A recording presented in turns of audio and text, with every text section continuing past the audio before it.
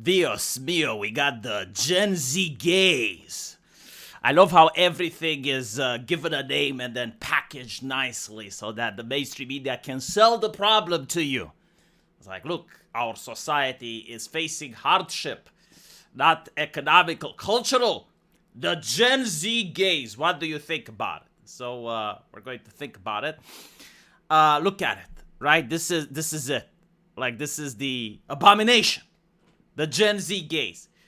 Well, apparently, a lot of elderly people, they dislike the fact that when they enter into a store, they're not greeted, right? It's not, hello, madam, how are you? How may I help you today? You know, like, this is what they expect. And instead, they get the gaze of silence. And here you have the mainstream media interviewing some random people that I've never heard about. And they say like, oh my goodness, this is not how you run a business. While if I was in her shoes, low employed, minimum wage, I would greet everybody, you know? Here's the interesting thing. In my country, it's the reverse. Every time I enter a store, I do get, especially from the younger people, I do get, how may I help you? Is there something you need? And immediately I'm like, stop harassing me. Just go away. Just stop harassing me. I will tell you when I need something, okay? Why are you harassing? Leave me alone. Haven't even made up my mind. What if I don't want to buy anything, huh? What then? What then? Like, already you're assuming that I want to spend my money into your business? Like, what's next? Are you going to show me some product that I don't need so that you can reach into my pocket and take away my hard-earned cash? You don't deserve my hard-earned cash until I think you do. So leave me the fuck alone. This is the Eastern European mentality, right? Quite a reversal. And it's interesting because in the West, it used to be like that, right? Like, it used to be where everyone was asking you nicely, what do you need? And now everyone is silent. And so I think there's like a multitude of reasons for this. One of them is that, well, people are more educated now. What I mean by this is that people go on the internet and they know sales tactics. Like, they're actually aware. Customers are aware that this is not, you know, the business owner being polite. That this is not like them genuinely caring about how your day was. But it's a sales tactic in order to try and persuade you to buy something, right? Like, if you walk into a store and you're just like looking around, and all of a sudden the person at the cashier, they start talking to you, it kind of incentivizes you to buy something, right? A lot of people know this manipulation. And so if you try it on them, like you try it on me, I get annoyed. Not on the person behind the counter, because, like, they are doing their job. But I get annoyed because I realize what's happening. Like, immediately I know that I'm being manipulated. No one is this nice on minimum wage. You know, I'm really cynical. I don't believe that. I believe that they're paid to be nice. Especially with someone that they've never met, like myself. And there's also, like, the other sales tactic where, again, this is a psychological thing, but, like, let's say you walk into, like, a clothing store, and you know exactly what you want. Like, you're there with a mission, you're there with a purpose, and you're going the aisle and you're walking straight to those jeans, but in front of you, the obstacle, you know, the saleswoman. So, how may I help you? You know, what do you need? How do I...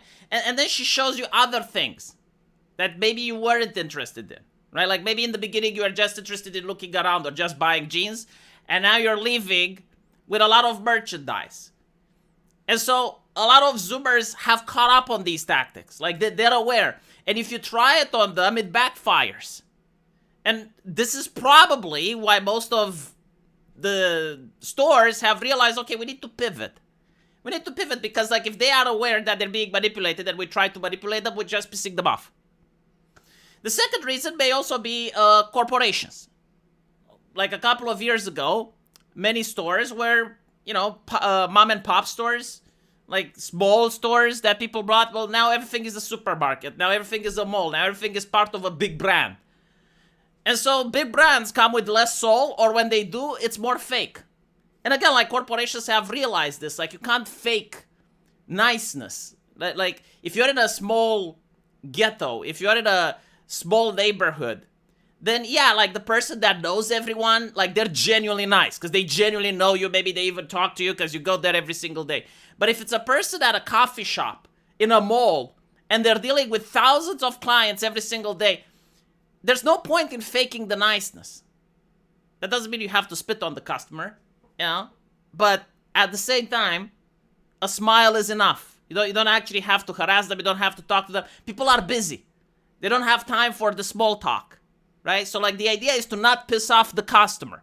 Of course, you end up pissing off the boomer that's used to a certain culture, but like tough shit, you know, culture changes. I'm pretty sure their grandma didn't live life like they did. And so finally, it's also the high trust, low trust society, I think.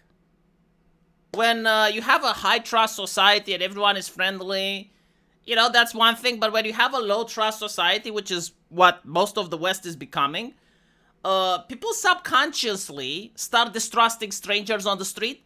Like if I don't know you and you start talking to me, that's bizarre. You either want my money or you're up to something, right? Like we don't know each other. You're not my friend. You're not my acquaintance. I don't know you from work. We haven't served in the military together. Why are you talking to me on the street? And so like immediately, like my brain kicks into overdrive and it's like, what's the angle here? What's going on? And this is at a subconscious level. Like this is not something you think about. So like when you go into a store and a person starts talking to you, like you immediately click, you know, like they're running a scam. They're doing something without wanting, right? And so, again, like if the population starts thinking like this because they actually live in a low trust society, then people are going to react negatively to store owners that actually talk to them. And again, you know, like this is not something that happens in small neighborhoods or small towns or places where there's actually a community and the niceness is genuine. But if you're talking about like a big shopping center, a big mall, oh yeah, fuck yeah. Like this definitely happens. Anyway, what do you guys think of my assessment? Was I right or not? I don't blame the Zoomers. I just think that culture is changing and certain things are absolutely normal to change. Like it's one thing when you're at a small store that you're in a neighborhood, and it's another thing when that store now serves 1,000 people a day. Obviously, certain things will have to change. Market changes based on how the customer acts and based on what the culture is like. And so, no, I don't think it's the Zoomers, and no, I also don't think that they're running a business incorrectly. Quite the contrary. I think that if you run a business in 2025 like it's the 1970s, well, you may not get the same results. Let me know what you guys think, and as usual, I will see you in my live stream. Link into the pinned comment. Take care.